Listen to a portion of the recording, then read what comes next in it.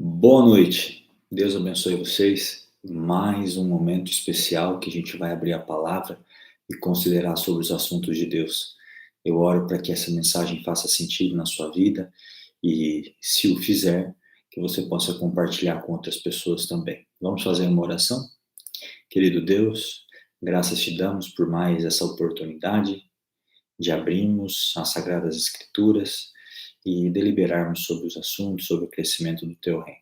Limpa o nosso coração, continue conosco, em nome do Senhor Jesus. Amém. O texto para a meditação dessa noite está em 1 Coríntios, capítulo 13, o verso 11, e o texto diz assim: Quando eu era menino, falava como menino, sentia como menino, pensava como menino. Quando cheguei a ser homem, desisti das coisas próprias de menino. Quero que você guarde esse texto e eu vou tentar aqui fazer uma construção de conhecimento para que a gente possa aplicar isso para a nossa vida espiritual. Mais ou menos na década de 50, um psicólogo chamado Maslow, ele preparou uma pirâmide de Maslow, que seria uma pirâmide das necessidades humanas. E ele estruturou que a administração tem usado hoje, o marketing tem usado, a psicologia tem usado muito. Então, muito provavelmente você já ouviu falar nessa pirâmide de Maslow. Essa pirâmide, eu queria que você imaginasse mesmo uma pirâmide.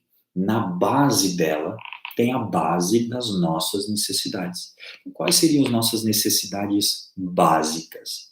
A fisiologia.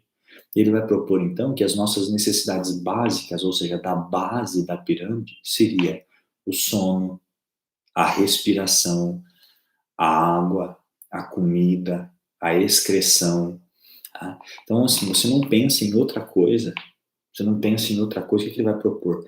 Que você não fica preocupado, por exemplo, se tem que pagar boleto, se você está com o nariz trancado e não consegue respirar já por 1 minuto e meio. Você não pensa assim, eu já comi arroz a semana toda, eu acho que agora eu quero comer uma lasanha. Tá? Se você está morrendo de sede, você não fala bem assim, eu queria muito tirar férias, o que será que eu vou fazer? Eu quero tirar férias, aonde será que eu vou? Para as montanhas? Você não pensa nisso se você está morrendo de fome agora. Então, primeiro você tem que ter as suas necessidades básicas. E o primeiro platô da pirâmide é o platô da fisiologia, tá? Que tem a ver com a respiração, com a comida, com a água, com o sono, com a excreção, com a homeostase, tá? Em geral, do ser humano. A segunda tem a ver com a segurança, né? A segurança do corpo, a segurança do emprego, a segurança dos recursos, a segurança da moralidade, da família, da saúde, da propriedade.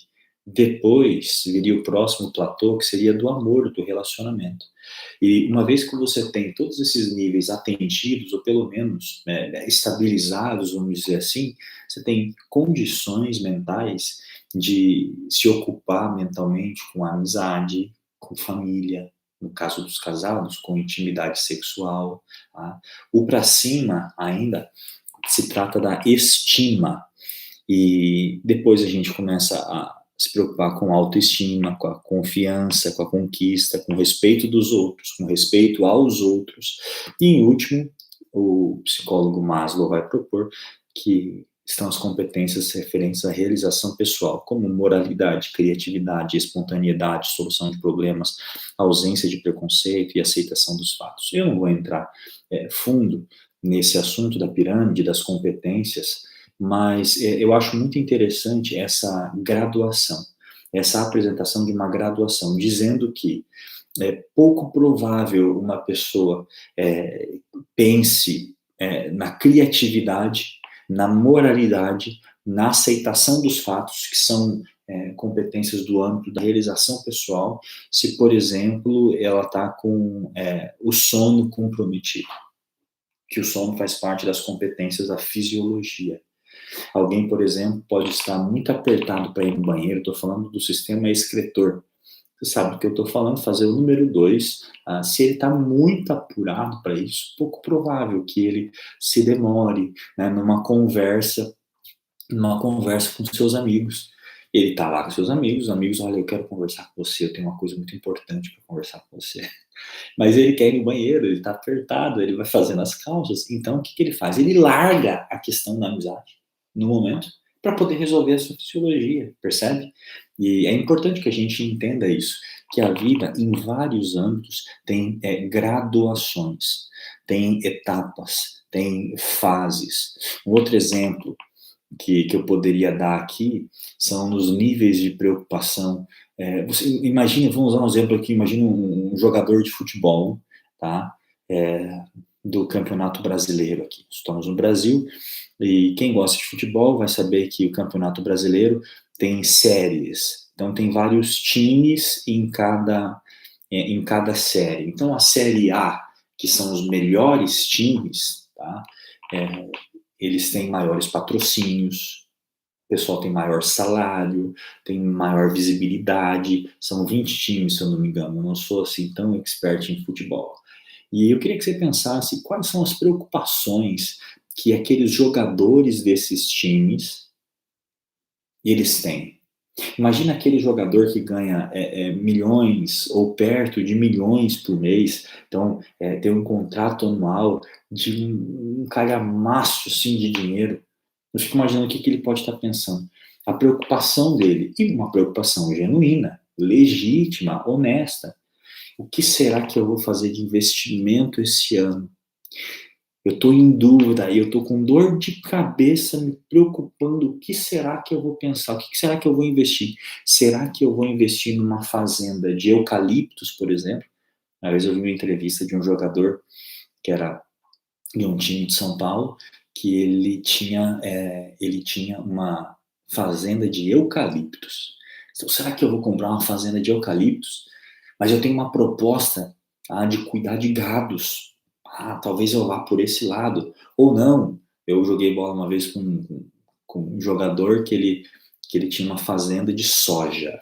Então, muita soja. Então, aonde será que eu vou investir? Minha cabeça está até doendo. Pode ser realmente que essa preocupação ela seja legítima, uma preocupação honesta. Aonde que ele vai investir todo aquele dinheiro dele? Será que vai numa fazenda de eucaliptos, uma fazenda de gado, uma fazenda de soja? Você percebe? Ao mesmo tempo, um jogador da Série B, que tem talvez um salário menor, menos visibilidade, um outro contexto, mas que tem um salário bom, possa estar pensando assim: eu estou muito preocupado. Eu estou muito assim, ansioso, talvez angustiado para tomar uma decisão. Onde será que eu vou investir meu dinheiro? Será que vai ser num apartamento? Será que vai ser numa casa de praia? Será que vai ser num sobradinho geminado? Num condomínio fechado? Ou num terreno para valorizar? Você percebe? A preocupação ela também é honesta, ela também é legítima, mas estão em graduações diferentes, porque a pessoa está em contextos diferentes. Talvez ainda na Série C, com salários menores. O jogador da Série C possa estar pensando assim: onde será que eu vou investir as minhas férias? Será que eu vou numa praia lá do Nordeste ou de Santa Catarina? Será que eu vou tirar férias, por exemplo, em Bonito, no Mato Grosso, porque é o que dá? Aonde será? E ainda, possivelmente, e assistindo uma entrevista de outros jogadores, um jogador da Série D possa estar pensando assim: será que eu vou conseguir pagar a conta no final do mês?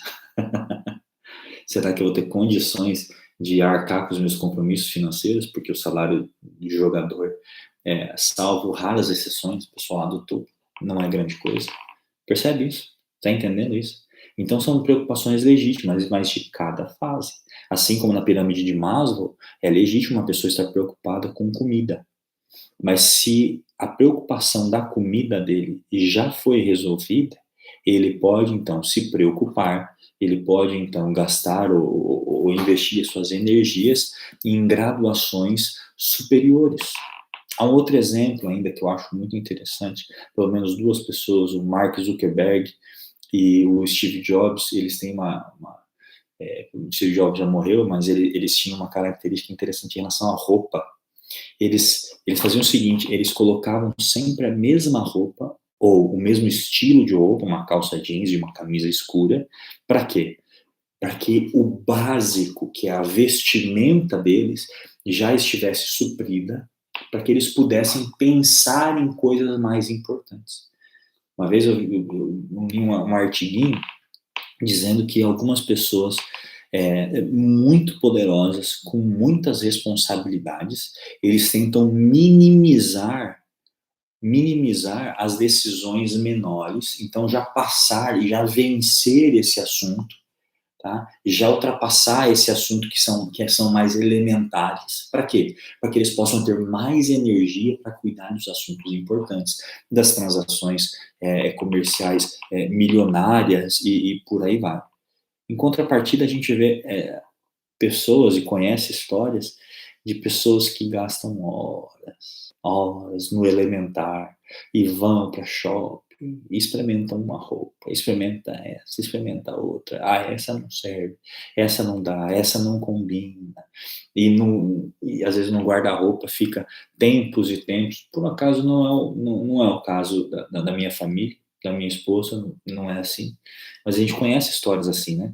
Que pessoas se demoram no que é elementar, se demoram, né? E não galgam degraus a mais, não sobem de degrau, não evoluem nas preocupações. Um outro exemplo ainda é o exemplo do bebê, do texto, né? Vamos chegar um pouquinho mais perto do texto. 1 Coríntios diz assim, ó, quando eu era menino, eu falava como menino, eu sentia como menino, pensava como menino. Quando eu cheguei a ser homem, desisti das coisas próprias de menino. Hoje, a minha esposa falou que o Theo estava, assim, num intento obstinado por colocar na boca Vanish, aquele branqueador de roupa. E isso é bonitinho. Ah, como é legal, né? Como a gente dá risada. Mas a gente tem que segurar, tem que proteger. E ele pega a orelha da nossa cachorrinha, que é a Nutella, e tenta fazer carinho, só que ele aperta muito. E às vezes a gente tem que sair correndo, porque tá machucando a cachorra. Só que ele olha e vê toda essa cena e dá risada. E a gente tem que segurar. Porque às vezes isso se torna uma cena engraçada, ver ele brincando e rolando e se babando todo. Gente, vocês têm que ver a cena que é ele comendo aqui. A gente bota ele na cadeirinha e muitas vezes a gente coloca a comidinha na boca. Outras vezes a gente se prepara, é um evento, para ver ele comer. E aí deixa a comidinha na frente dele e você acha que ele vai pegar o garfo e a faca e fala, olha, pai, mãe, muito obrigado pelo alimento. Não. Ele não tem 1 ano ainda, então ele pega com a mão e ele passa na cara e passa na testa. E eu falo com ele, filho, você vai levar isso para comer depois? Porque tem mais comida fora, né, na boca do que dentro da boca. E fica com a cara, a barriga, o peito todo sujo. E isso é bonitinho. Mas por que é bonitinho? Porque ele está numa idade equivalente a esse tipo de atitudes. Você imagina eu com um filho mais velho, tendo esse tipo de atitudes, começa a ser preocupante. Porque é importante que a idade cronológica acompanhe a idade de maturação emocional, de maturação de capacidades, de elaboração de feitos. Então é importante que conforme o Theo, que é bebê, vá crescendo, as habilidades dele também vão crescendo.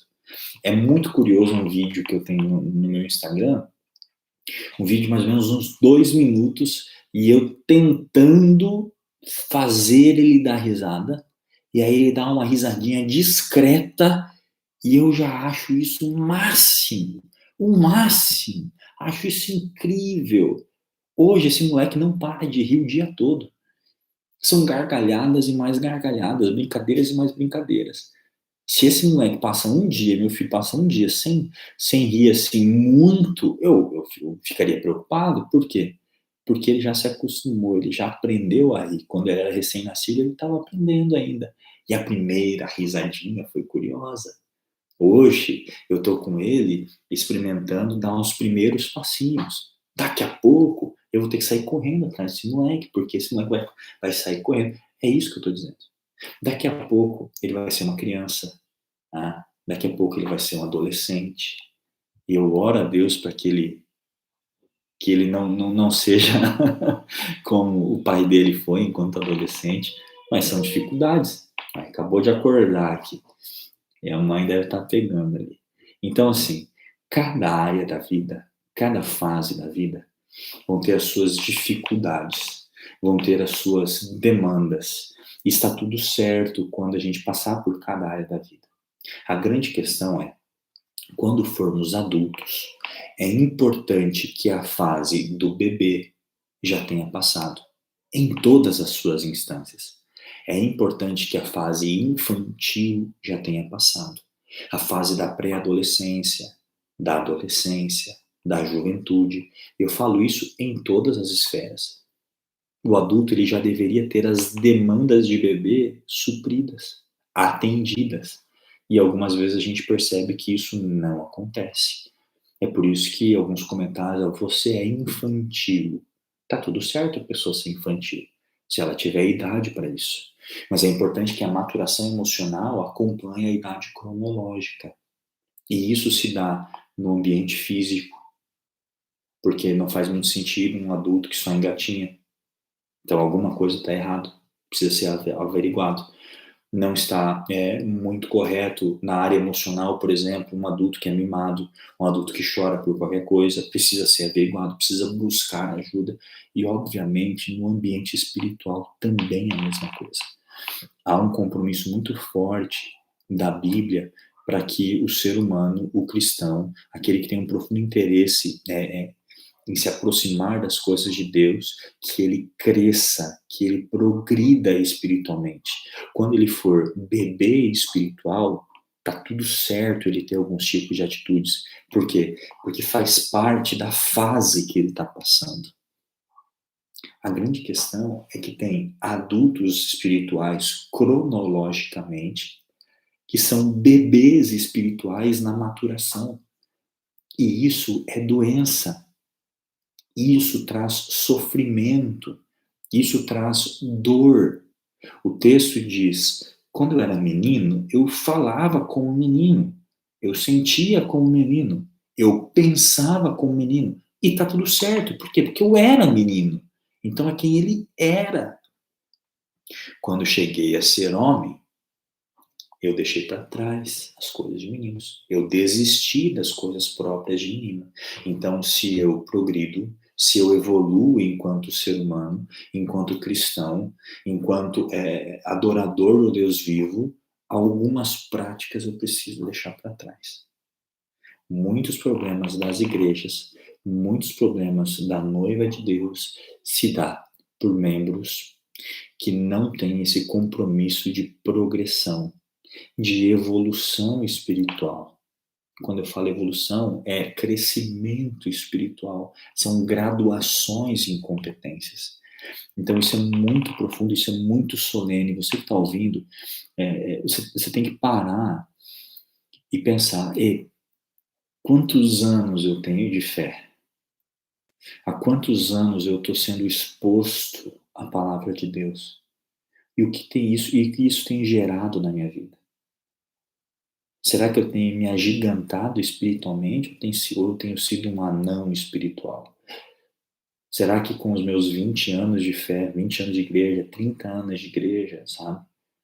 Será que eu tenho influenciado pessoas? Será que eu tenho aprendido mais? Será que eu tenho graduado ou me alimentado substancialmente? A Bíblia vai falar que quando a pessoa é nova na fé, ela toma leitinho espiritual. Então, só aprendendo as coisas mais simples. Ontem à noite, ontem de madrugada, na verdade, eu tomo a liberdade aqui, está até na minha mesa, eu estava vendo esse estudo aqui, e eu vou trabalhar com esse estudo aqui com as pessoas da nossa igreja, e esse é um estudo bíblico mais substancial, diferente dos estudos bíblicos mais elementares, mais básicos. E tá tudo certo, os mais básicos, né? Mas esse daqui é um pouquinho mais graúdo. E eu falei, opa, legal, vou trabalhar com esse daqui, santuário, gente. Muito legal, muito, muito bom. E já é mais graduado. Mas eu pensei, Será que a maioria da igreja ela tem um conhecimento do elementar? Será que a gente tá mamando o leitinho? Ou será que a gente já está no alimento sólido? Ou será que nem leite a gente está tomando, espiritualmente falando? Nem de leite a gente está se alimentando, percebe? Então é muito importante que a gente tenha uma graduação física.